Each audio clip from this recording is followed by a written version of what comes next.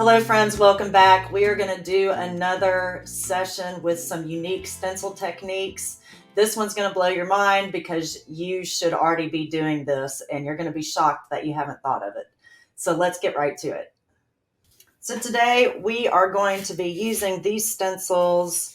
You guys probably already have them laying around. These are plastic ones, and we are going to get out our water-based markers. Water-based markers. All right, that's going to be the key. You're going to want some watercolor paper too, and a spray bottle with some water in it. So let's get going. All right, let's just start with a small one, shall we? I'm just going to go around and take my marker and literally draw on the stencil. Again, these are water-based markers, so when we activate the watercolor paper with water and put this down, oh, the effects that it's going to make. Y'all are going to love it. So what I do is I vary my colors. I'll grab some different ones and just apply them to the plastic. You can skip areas. You can not fill in all of it. You can do anything you wish. And that's what's great about this is I hate stencils so much because it's the same cookie cutter stuff over and over again. But man, this technique and the other technique that I showed you guys, I mean, I love this. I'm getting something unique every single time I try to make something. And also the paper underneath your stencils that you're coloring these things on can be quite pretty as well. I'm just going to continue doing a little bit more. Let's grab some more of that darker. All right, I'm going to get this one going so we can get the idea. Watercolor paper. I'm going to spray it. Set my stencil to the side. I'm not going to wet the stencil. Spray my paper. Whatever varying degree of water you want. The more water you put, the more it's going to run.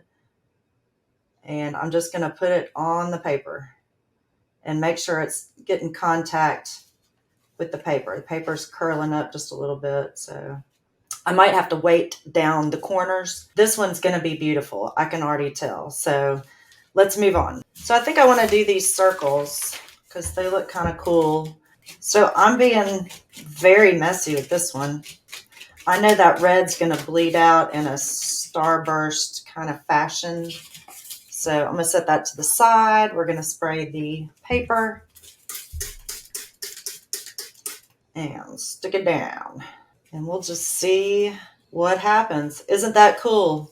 Love it, you guys. Love it. All right, let's do one more. So I know which one I'm going to do now, and it's this one. So I've actually already pulled color off of this one once, but see how much other color still remains? So I keep it. I don't wash these at all. I just let the colors bleed into each other, you know, between the times that I do it. So I just kind of let it roll and see what happens, see what it looks like. I might not have any idea in mind for what I'm going to use these for, but gosh, it's a really neat start to a background, and it's unique. Again, it's your own. It's your colors, your ideas, how much water you put or don't put, all the ways that make it unique to you. All right, let's get a sheet of paper and see what happens with this one.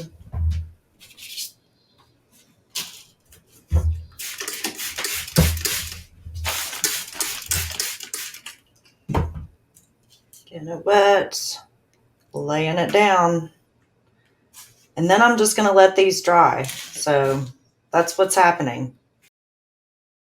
Come back in a second. In the meantime, I'm going to show you these ones that I've already done. Okay, so this was some disco ball situation. That was the first pull, and see how wet the paper was and how it bled all together. Well, the second pull looks like this, and look how much more defined it is. It's got a lot more detail, and you can see just more definition in it. So that's a big difference between the two. I'll show you a few more.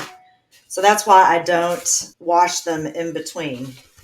So this is a first one, lots of water, and this is the second one, a little bit more defined, a little bit more delicate, and then finally here's another one I did. This is a first pull. This is like a second, and I put a couple on top of each other and on the other side. So you get the idea of what these look like. Let's take these others off and see what happens. All right, so here is our, I'm just gonna blot some to get some of this water. Okay, here we go. Okay, there's that one. That's gonna probably bleed together. It is a neat effect and I'll use it for something, but it certainly isn't quite what we expected. It does have a lot of cool texture in it though, and I love these darker colors. We're gonna press this one more time. I'm gonna set it to the side. So this is the next one we did. I'm gonna pull it off. We put some lavenders in there and see how it just kind of bled out. That's very beautiful. This also has more on it. Set that to the side. And then finally, here's the one with the multitude of colors, and let's see what kaleidoscope this made. Isn't that beautiful? And I can get another pull off of this one as well.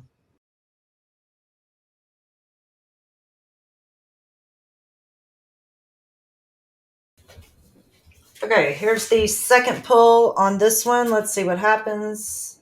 That is a stark difference between our first pull.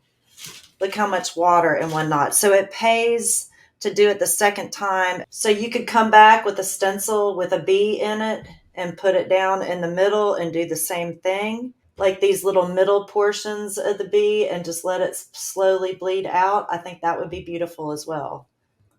Yeah, so I hope you guys enjoyed that, learning a new technique, taking a cookie cutter product and learning how to manipulate it so that you get something unique and new to you every single time you use it.